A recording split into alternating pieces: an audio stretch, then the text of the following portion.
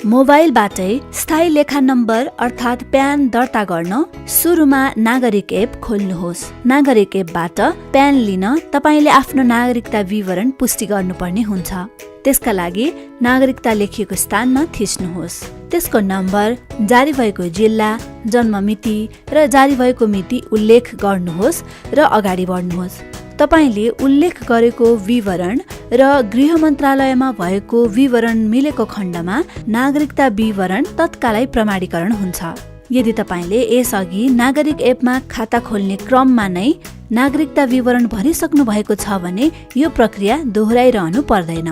अब प्यान लेखिएको स्थानमा थिच्नुहोस्। त्यसको अन्तिममा रहेको प्यान दर्ता गर्नुहोस् लेखिएको स्थानमा दबाउनुहोस्। आफूलाई पाएक पर्ने राजस्व कार्यालय छान्नुहोस् र पुनः अगाडि बढ्नुहोस्। अब त्यहाँ तपाईले एपमा प्रमाणीकरण गराइसकेका विवरणहरू स्वत भरिएर आउनेछन्। आफ्नो मोबाइलबाट आफ्नो पासपोर्ट आकारको तस्बिर खिच्नुहोस्।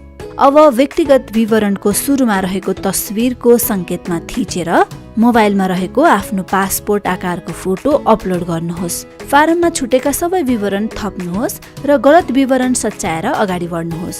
यति गरेसँगै तपाईको निवेदन तयार भयो। अब अन्तिममा दायाँतर्फ रहेको बुझाउनुहोस् लेखिएको स्थानमा दबाउनु भयो भने क्षणभरमै तपाईको प्यान दर्ता प्रक्रिया पूरा हुन्छ।